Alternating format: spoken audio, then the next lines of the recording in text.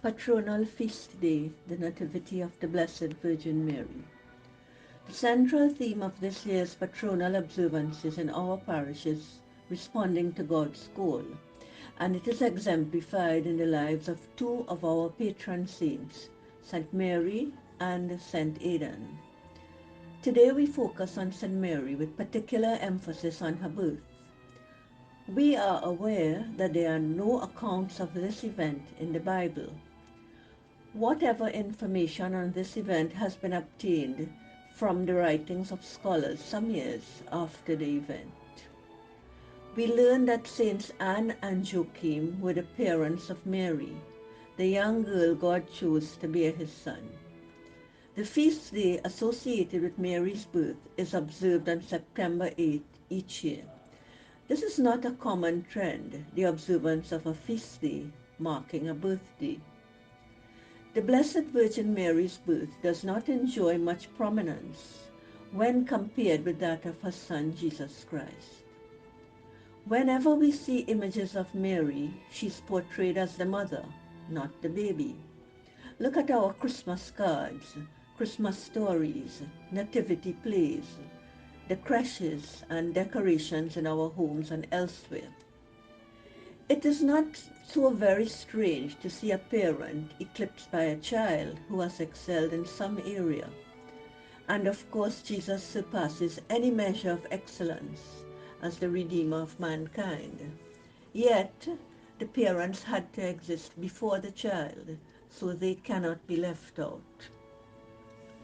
In our church, there might be the perception that we do not give to Mary the recognition that is given in other churches.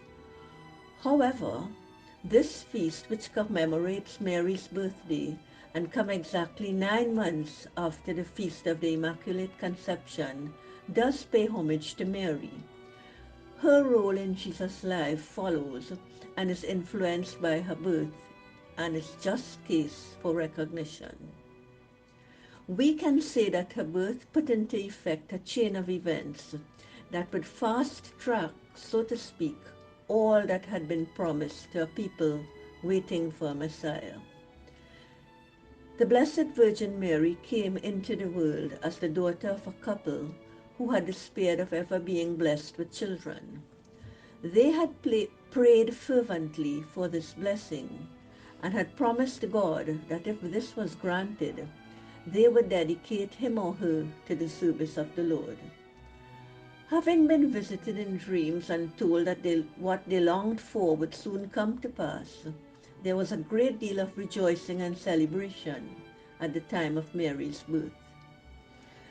They did all that was possible to ensure that Mary had the upbringing of someone whose life would be dedicated to the service of God. They even went to the point of entrusting her to the temple in Jerusalem.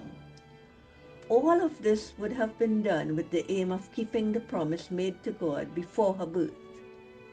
We can better understand how the circumstances of her birth and the family into which she was born enabled her first to respond to God's call and then to fulfill so graciously the role of the mother of Jesus. This could not have been by any means an easy role. Her parents might also have communicated to her their own experiences, such as the visits in the form of dreams which foretold her birth.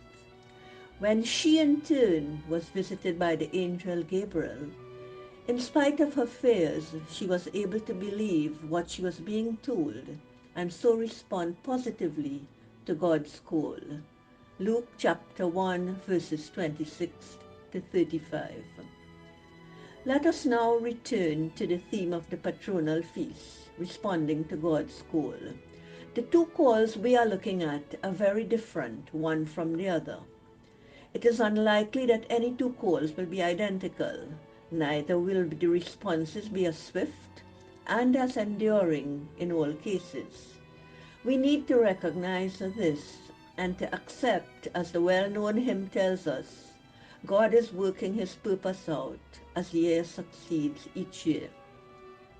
Where and when a person fits into this purpose is for God to decide, and our responsibility is to determine whether we are going to accept, postpone, or reject his call.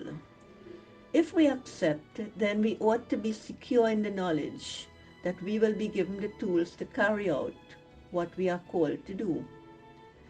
It is natural to have doubts about our ability to do as God desires. Here, we are in the company of many, including even persons such as Moses.